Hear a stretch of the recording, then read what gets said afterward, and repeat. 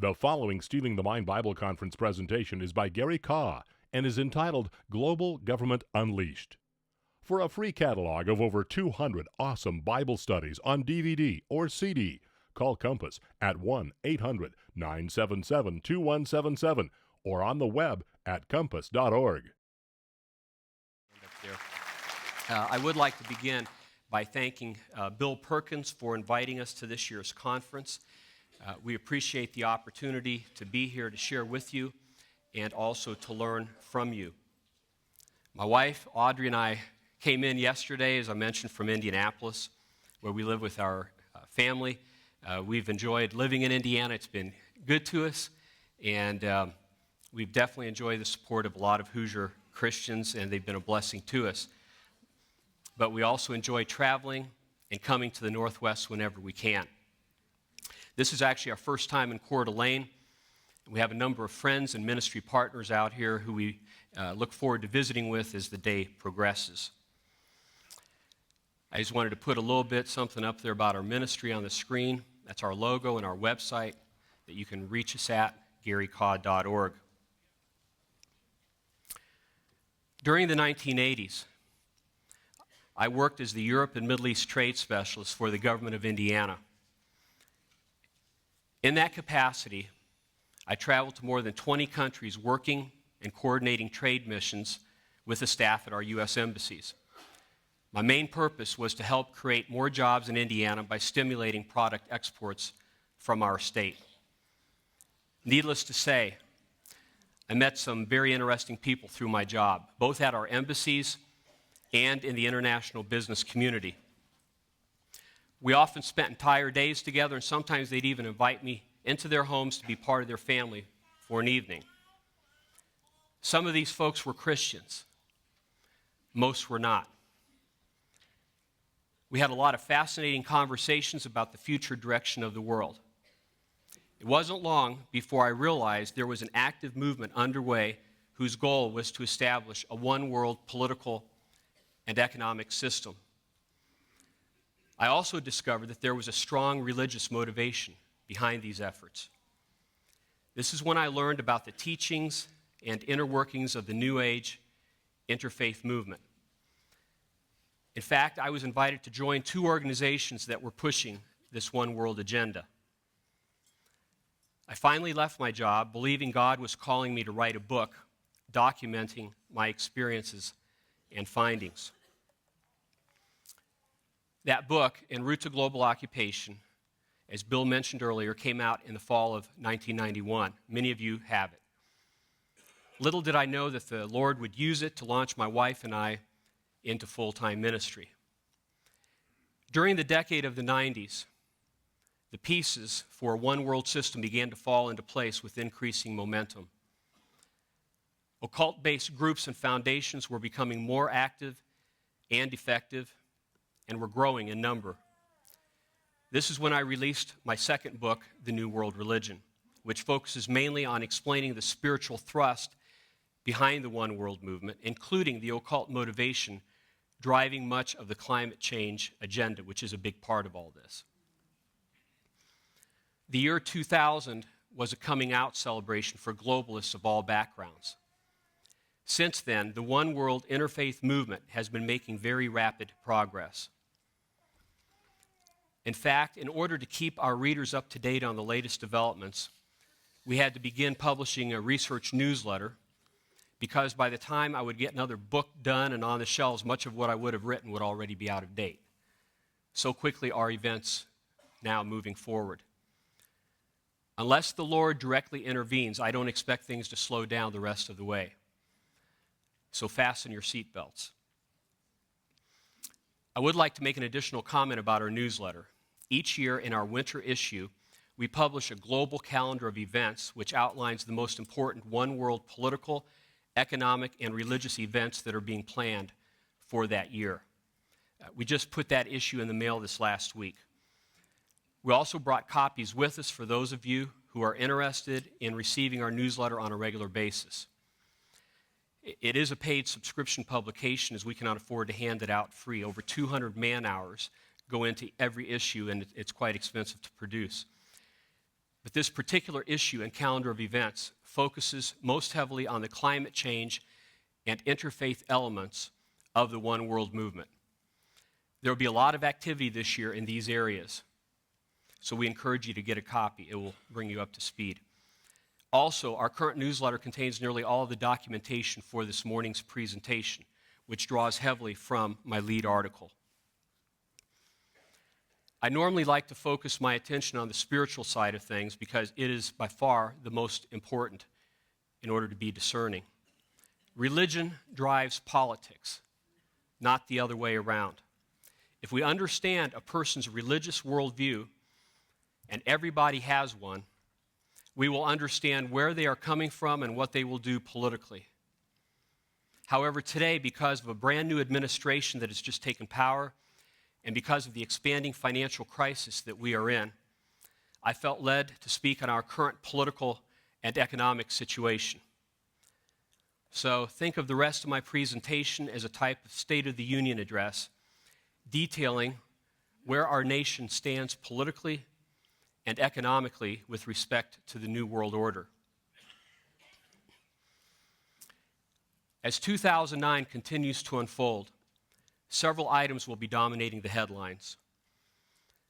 A downward spiraling economy, war and the pursuit of Mideast peace, the push for unity among the world's religions, and issues of climate change will be nightly themes on the major networks, along with the Obama administration's handling of these matters. At this point, one thing is all but certain. 2009 will be a year of increasing instability and crisis. Our newly sworn-in president will initially receive a great deal of support from the media, as he did throughout his campaign. However, the favor of like-minded liberals alone will not be enough to overcome the monumental challenges he faces. As a Christian, I will pray for Barack Obama, that he will heed God's warnings and make wise decisions in the tumultuous days ahead. Thus far, he has not shown the best discernment in some of his choices. For example, he has appointed mostly pro-world government Washington insiders to his cabinet. They include advocates of bigger government, a socialist agenda, and non-family values. Among President Obama's closest economic advisors are Timothy Geithner and Paul Volcker. Geithner has been the head of the Federal Reserve Bank of New York and is the Fed's main liaison with Wall Street. He is now Obama's Treasury Secretary, as you all know. Paul Volcker is a former chairman of the Federal Reserve. He is Obama's pick to chair the Economic Recovery Advisory Board and was his top financial advisor during the presidential campaign. Volcker is a staunch globalist and supports the introduction of a one-world currency.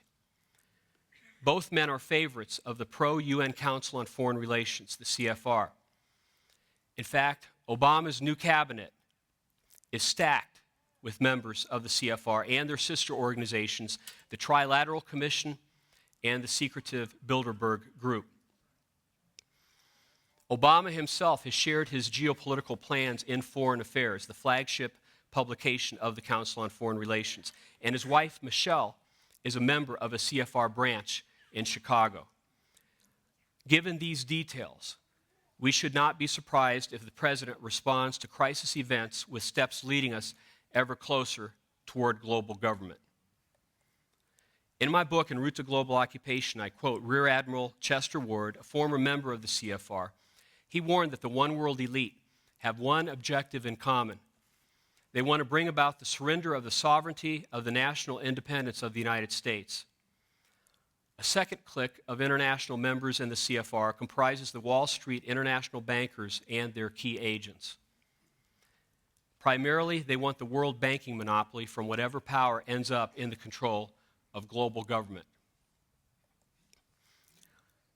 The following is a list of Barack Obama's top appointees along with their One World affiliations. You will notice on this visual across the top of each picture, we've indicated which organizations these individuals belong to. The big red B stands for Bilderberg. The three arrows pointing inward is the symbol of the Trilateral Commission, and CFR, of course, stands for the Council on Foreign Relations. if you look at this and study it, you will notice that Timothy Geithner, Paul Volcker, and Lawrence Summers, who are President Obama's top 3 economic advisors, are each members of all 3 of those organizations. And Volcker is the North American chairman of the Trilateral Commission. These individuals are heavily involved in the One World movement. Now, if you look a little bit further on the far right, you'll notice Robert Gates, and then on the bottom, Janet Napolitano, the Homeland Security Director, and also General James Jones, the new National Security Advisor. These 3 individuals are the top people in the Obama cabinet dealing with matters of defense and national security. They, too, each belong to at least one of these organizations. Now, I do realize that not everyone who's invited to join the Council on Foreign Relations and gets into it becomes a sold-out, card-carrying globalist the first year or 2. However, if you've been in the Council on Foreign Relations or one of its sister organizations for 3 or 4 years or longer, and you have never once seriously protested or called into questions any of their issues or worldviews, there's a very high probability that you have bought into their agenda, into their one world agenda. So I don't want to be too judgmental, because I realize there are some people in the organizations that may not totally favor global government, but again, if you've been in them for a few years, you will support that agenda and do what you can to help bring it about, generally speaking. Most of the people who are depicted here have been members of these organizations for many years. They are part of the one world establishment for the most part. But if we give President Obama the benefit of the doubt and assume that he is completely naive about the goals of these organizations and his advisors, and genuinely has the best interests of America's citizens at heart, he will need our fervent prayers to turn this nation's economy around. Consider these statistics that were released last month. Approximately 170 banks are now on the government's list of troubled financial institutions, up from 117 in September. In 2008, all U.S. car manufacturers saw unprecedented sales declines. Chrysler's vehicle sales were down 30%, GM 23%, and Ford 21% from the previous year. 3,100 retail and wholesale companies are expecting to close during the first half of this year. This means that upwards of 50,000 individual outlets could be shutting their doors between now and next summer. This would result in the loss of hundreds of thousands of additional jobs, possibly as many as 2 million between now and midsummer. 624,000 jobs were lost in December alone, and more jobs were lost in 2008 than in any single year since 1945. Based on these figures, this month's unemployment rate is expected to soar past 8%. There is another problem. It concerns taxation. As a result of the dramatic rise in unemployment, the U.S. government is taking in less and less tax revenue. The government's tax base will dwindle further, not only because of fewer jobs and a slumping gross domestic product, but also due to the colossal amount of this year's tax write-offs resulting from last year's business and investment losses. This will lead to an estimated record $1.2 trillion federal deficit for 2009, and that is on the conservative side. On January 6th, CNBC posed the question, what do we do if the government goes broke? They acknowledged that we would be in serious trouble very quickly if China suddenly stopped loaning us money because they think we've become an unsafe risk. The fact is, foreign powers are increasingly in the driver's seat when it comes to our economic future. Not only is our government dependent on their money to stay afloat, but they are buying up our companies at a record pace.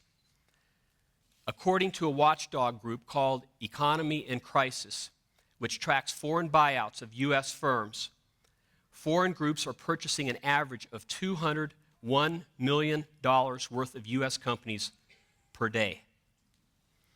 This daily average has been climbing steadily in recent years due to the weakened U.S. dollar, which has made our companies cheap and easy targets for buyouts. As early as the 1980s, U.S. industries were beginning to succumb to foreign interests. By 2000, America was already in a crisis, but most Americans didn't know it. The following data released by the IRS indicates what percentage of key U.S. industries are owned by foreign entities. This information is based on 2002 figures, the last year for which industry-wide statistics are available. Imagine what the numbers would be today, 7 years later.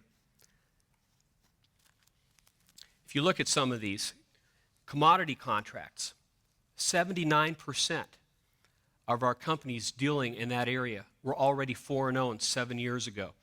In the area of metal ore mining, which is so critical to our industry, 65% were foreign-owned. In the information industry, if you look at database, directory, book publishers, 63%. And in the automotive industry, let's take a look. Engine, transmission equipment, 57%. Plastics and rubber products manufacturing, 52%. Glass and glass products, 48%. Coal mining, 48%. That's one thing we have. We have enough energy through coal to keep our country going 100 years or more if we had to. The problem is, look at the percentage of foreign companies that have come out and taken over our companies, 48%. Again, this was 7 years ago. Think of where it would be today. In the area of pharmaceuticals and medicine, 40%. In the area of securities, 38%. Credit cards and consumer debt, 26%. And even our oil refineries and petroleum products, 25%. I would venture to say that today, 7 years later, a majority of the companies in most of these industries would be foreign-owned. I think it's safe to say that. When you consider the weakened dollar and how in the last 3 or 4 years, along with European companies, you've got the Chinese and the Arabs and other groups coming in and buying us out, this is a very sobering reality. This is only a partial list as well. For a complete list of foreign-owned industry percentages, you can go to economyandcrisis.org. Now, to get a more current picture, let's consider some recent corporate statistics. As of July 2008, the following numbers of U.S. companies had been acquired by foreign entities. Again, they're listed according to industry. So this is just a different way of looking at the same thing.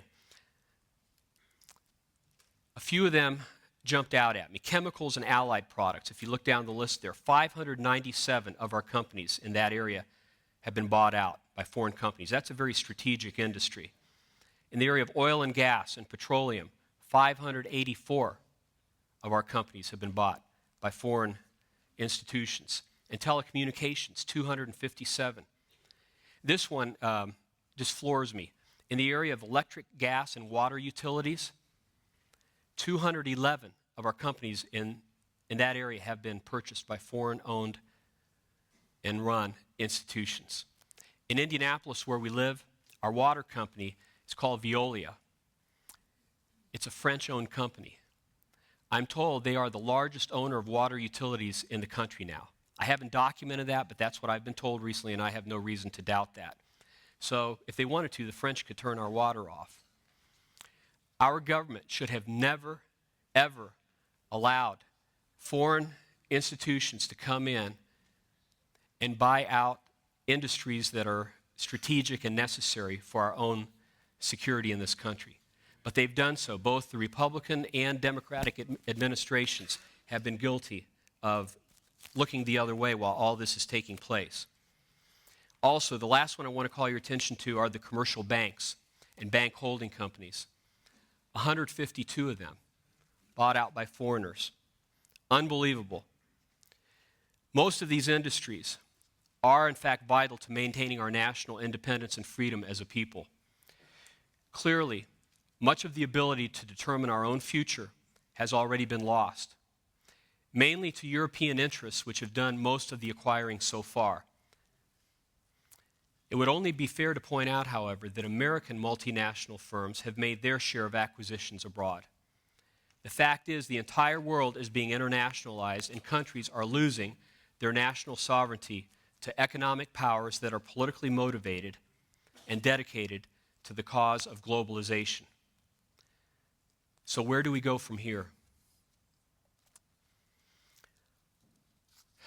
Unlike previous global financial crises, this time the United States stands to lose the most.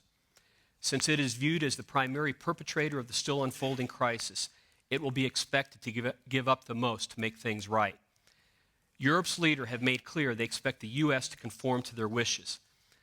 In November, just days before the G20 summit in Washington, Europe's top officials met in Brussels to lay down the law. At that time, they gave America a 100-day deadline, roughly until the end of February, to agree to their plans. Britain's Prime Minister, Gordon Brown, is publicly spearheading the call for international reforms. In his annual speech at the Lord Mayor's banquet on November 10th, Brown remarked, "If we learn from our experience of turning unity of purpose into unity of action, we can together seize this moment of change in our world to create a truly global society."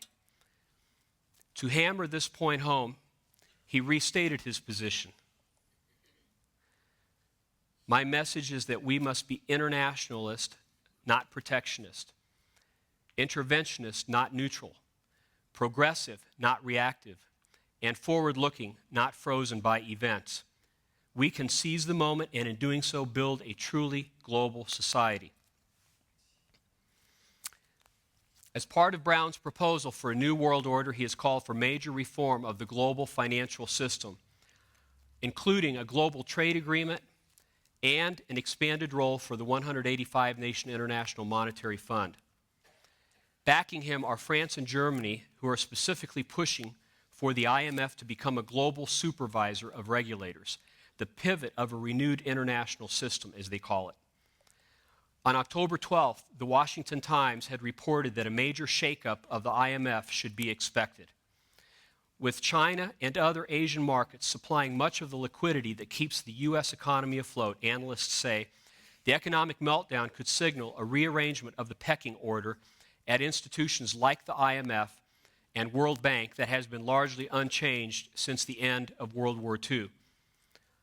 Robert Zoellick, the American head of the World Bank, argued explicitly last week for a larger steering group of countries to replace the long dominance of Western industrial powers at the World Bank and IMF.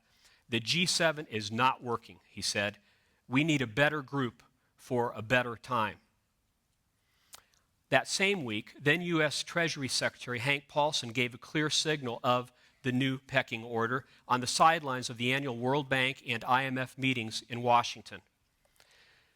With world financial markets reeling, Mr. Paulson said he was following up an emergency meeting of finance ministers from the traditional group of 7 industrial powers, Britain, France, Canada, Germany, Japan, Italy, and the United States, with a larger gathering of the so-called Group of 20, which includes China, India, Russia, and Brazil.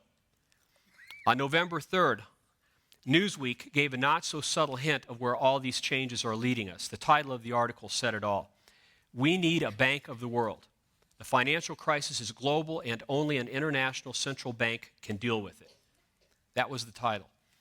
The author, Jeffrey Garten, who is a professor of international trade and finance at Yale University, specified, "The IMF could continue to exist, but its board would have to be restructured, its bailout role for smaller nations carefully defined, and its directions, including the severity of the conditions it imposes on borrowers, would have to come from the new central bank.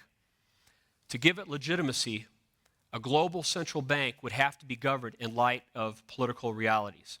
That means that its board would include not only the top financial officials of the United States, the UK, the Eurozone, and Japan, but also China, Saudi Arabia, Brazil, South Africa, and perhaps a few others."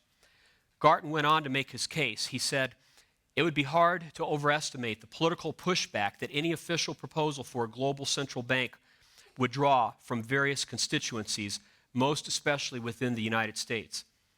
Among their many charges, critics will protest the establishment of world government. But we have a World Trade Organization with legally binding powers over trade disputes. We have a World Health Organization for communicable disease with the ability to quarantine entire countries. And a world court functions today that has considerable legal and moral clout. It's true. Most of the elements for world government are already in place. The only thing lacking has been a world crisis or crises to make it all gel. If global problems demand global solutions, as we've been conditioned to believe for the past few decades, then a global financial crisis, a global war on terror, and the much feared effects of global warming give us three good reasons to go along with their solutions, right? Political columnist Gideon Rachman, writing for the Financial Times on December 8th, summarized, "The financial crisis and climate change are pushing national governments towards global solutions, even in countries such as China and the U.S. that are traditionally fierce guardians of national sovereignty." At the moment, unfortunately, it appears that the new Obama administration is planning to fall in line and adhere to many of the internationalists' demands. The fact that President Obama attaches great importance to matters of global governance, including the United Nations, is demonstrated by his appointment of Susan Rice, one of his closest aides, as America's ambassador to the UN. He has also given her a seat in his cabinet, as we saw a few moments ago. Gideon Rachman comments, "A taste of the ideas doing the rounds in Obama circles is offered by a recent report from the Managing Global Insecurity Project, whose small U.S. advisory group includes John Podesta, the man who was heading Mr. Obama's transition team, and Strobe Talbot, the president of the Brookings Institution from which Ms. Rice has just emerged. The MGI report argues for the creation of a UN High Commissioner for Counterterrorist Activity, a legally binding climate change agreement negotiated under the auspices of the UN, and the creation of a 50,000-strong UN peacekeeping force. Once countries had pledged troops to this reserve army, the UN would have first call upon them." Rachman continues, "These are the kind of ideas that get people reaching for their rifles in America's talk radio heartland." Aware of the political sensitivity of its ideas, the MGI report opts for soothing language. It emphasizes the need for American leadership and uses the term responsible sovereignty when calling for international cooperation, rather than the more radical-sounding phrase favored in Europe, shared sovereignty. It also talks about global governance rather than world government. The plan to force America into the New World Order appears to be well thought out. So what happens if Obama doesn't move swiftly enough and fails to comply with Europe's demands by the end of this month? Here's a potential scenario of what could happen. Europe and its global allies could tighten the screws by ceasing to loan money to the U.S. This would probably force the U.S. government into bankruptcy within 3 to 6 months. Our companies would become even more vulnerable to foreign takeovers as the U.S. dollar plunges. Our economy would completely crash and unemployment would soar to levels not seen since the Great Depression. Unrest and lawlessness would begin to spread as people lose jobs and become desperate. Blame for our desperate situation would be directed first at Jews, then Christians, seen as the main obstacles to world peace and financial stability. At our weakest moment, an apparently viable solution would be proposed that promises to keep things from getting worse and to restore peace and stability. This is when a new currency and a regional economic political arrangement might be introduced. They would be part of a broader global arrangement, a new world order, with a new kind of leadership that is loyal to its ideals of a one-world government, economy, and religious system. Resistance to such a new order has been mounting among conservatives. For example, Conservative Caucus Chairman Howard Phillips, WorldNet Daily columnist Jerome Corsi, and activist Phyllis Schlafly are among those who have formed a coalition against the proposed North American Amero currency. Some members of Congress are also taking a stand. On January 22nd of 2007, Virgil Goode of Virginia, Walter Jones of North Carolina, Ron Paul of Texas, and Tom Tancredo of Colorado were among 43 members of the House of Representatives who introduced House Resolution 40, a resolution that expressed the sense of Congress that the United States should not engage in the construction of a North American Free Trade Agreement superhighway system or enter into a North American Union with Mexico or Canada. While these noble men and women have drawn attention to the plans of the global elite, they have been unable to significantly slow their progress. We saw what happened and is still happening to Sarah Palin, a solid Christian candidate who is staunchly opposed to the New World Order. The internationalist media did everything in their power to destroy her, while flagrantly promoting Obama in every creative way possible. Due in part to the growing international crisis, the momentum and money are increasingly on the side of the globalists and their propaganda machine. Unfortunately, I do not see this trend changing. Those who understand what is about to happen and are trying to sound the alarm are in a small minority. Only those who are genuine seekers of the truth realize the full gravity of this moment and are warning their loved ones to get prepared. So, what do we do as a nation and as individuals? The U.S. government is now in debt over $10 trillion. If one adds state and municipal debt along with troubled consumer loans into this mix, the numbers become even more staggering. The only way America could climb out of the current mess and remain a somewhat free nation is if government spending were immediately cut by about 1/3. This would require the complete elimination of numerous government programs, agencies, and departments. Our government would have to go back to the basics of building roads, bridges, dams, our national defense, and a few other select items, and that's it. If President Obama made such a move, we could be back to normal in 20 to 30 years. However, this is unlikely to happen since powerful forces are at work that want to bring our country to its knees. At the risk of sounding too conspiratorial, I honestly believe that the mortgage crisis and last year's high oil prices were engineered to intentionally create the conditions we are currently facing. I really believe that. All that is needed now is a major domestic act of terror or significant flare-up in Mideast tensions, possibly as an outgrowth of last month's Gaza conflict or new actions by Syria, Iran, or Hezbollah in Lebanon, and the financial scales would tip. Satan's goal is to make our situation appear so hopeless that people around the world, especially Israelis and Americans, will finally be willing to relinquish their national sovereignty and merge into a global economic political system that promises peace and stability. The prevailing uncertainty is causing normally stable people to be anxious at a level I have not witnessed during my lifetime. Many people are genuinely scared and don't know what to do. They call or write us hoping to receive sound advice. Although my professional background is in economics and international business, I have been hesitant to tell people what to do with their personal finances, as everyone's circumstances are different. Furthermore, I am not a professional financial planner or advisor.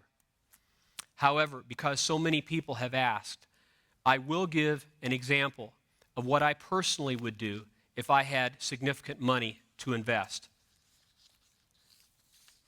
First of all, and most importantly, I would get out of debt. That's extremely important. Get out of debt. But if I had cash left to invest after doing so, here's what I would do with it. I would keep 5% of my money on hand in the form of cash.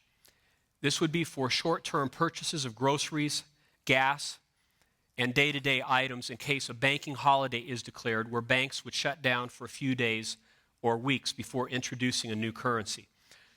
All other investments would be geared toward offsetting the effects of a currency revaluation that would likely occur if the dollar is replaced with a new, probably regional currency like the proposed Amero. I would plan to remain in such investments until the new currency is introduced and any revaluation of the old US dollar has taken place. This could be several months to several years. After this transition has occurred, some or all of these investments could be traded back in for the new currency. By temporarily putting my dollars into items more likely to hold their value, it would help offset any losses that might occur with the revaluation.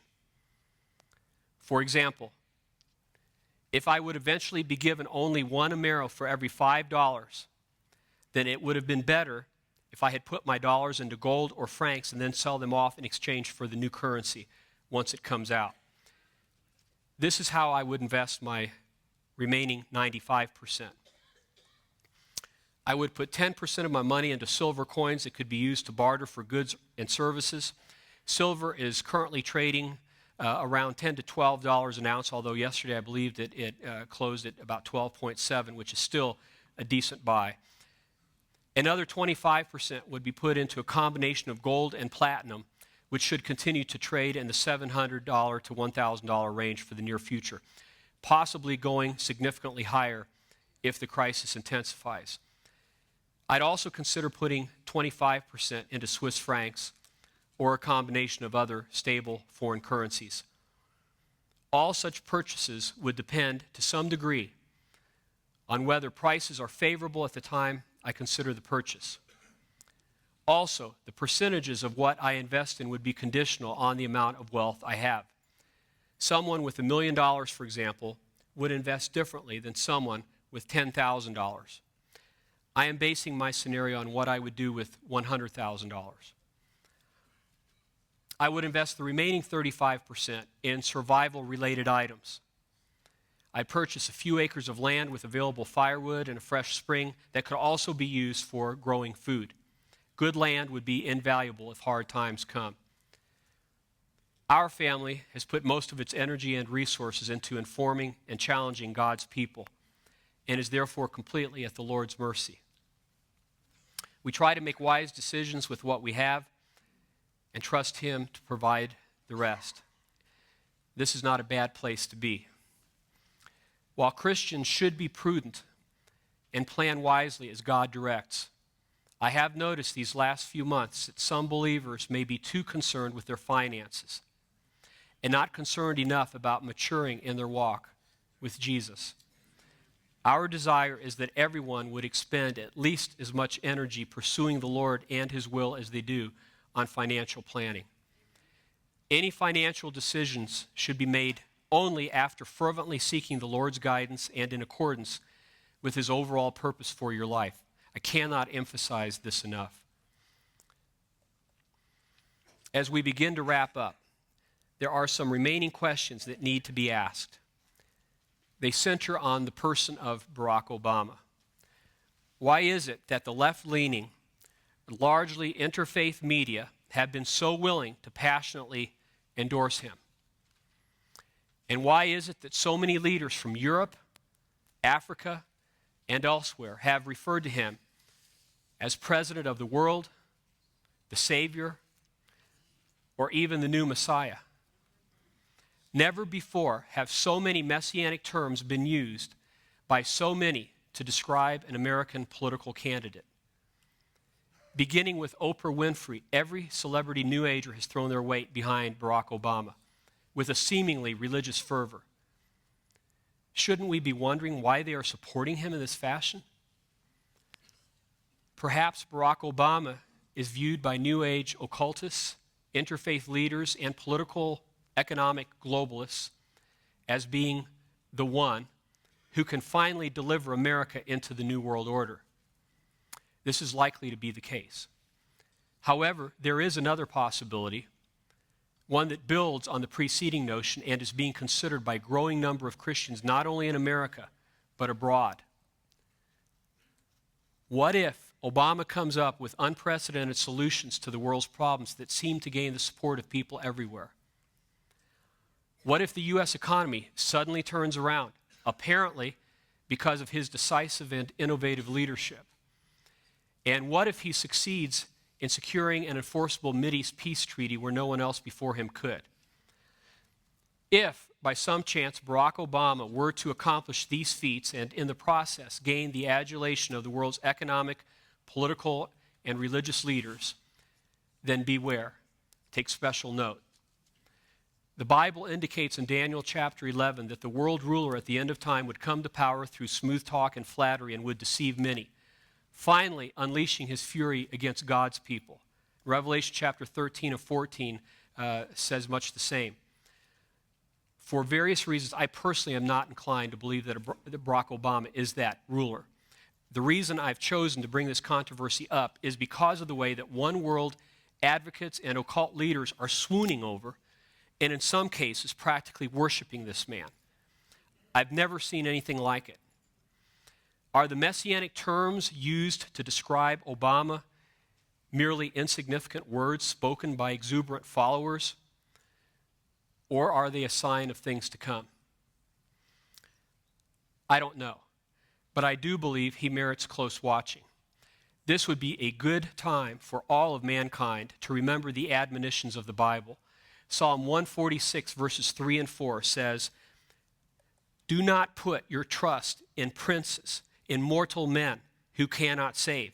When their spirit departs, they return to the ground. On that very day, their plans come to nothing." The next few years promise to be a difficult period in our nation's history. Regardless of what happens in the U.S., or the rest of the world, this is the time for Christians everywhere to step up and let their light shine. The time for openly and freely sharing the love and truth of Christ, I believe, is short. We have to make the most of every opportunity. My advice to you is stay focused on the cross, first and foremost. Then take a stand and deal with the other issues as God directs you. But don't let the issues, as important as they may be, rob you of your main focus, which should be your relationship and walk with the Lord Jesus Christ. As Christians, we must build the foundation of our lives on the solid rock, not on the sinking sand of this world's interfaith philosophies and vain pursuits. Our goal should be to live productive and victorious lives for our King in spite of difficult circumstances. He has given us his power and spirit, enabling us to stand firm for him. God is good and merciful and full of hope for those who seek him. Even in difficult times, when everything seems to be spinning out of control, God is still on the throne, reigning over the affairs of men. Nothing happens without his knowledge. Jesus promised that he will never leave us or forsake us, and that he will be with us to the very end of the age. He meant these words. In the days to come, may we never forget the Lord's promises. Let's always be praising him for his goodness, his grace, and forgiving love as we boldly face the challenges before us. Let's live the remainder of our lives on this earth as overcomers, as we look forward to Jesus' return and an incredible eternity with him. Praise you, Lord. Please give us your strength and discernment for the days ahead. In Jesus' name, amen. This has been Global Government Unleashed, presented by Gary Kaw. To receive a free catalog of over 200 awesome Bible studies on DVD or CD, all using and defending a literal translation of the Bible, information on upcoming Bible conferences in your area, or details of our missionary outreach and trips to Israel, Call Compass at 1-800-977-2177 24 hours a day, or visit us on the web at compass.org.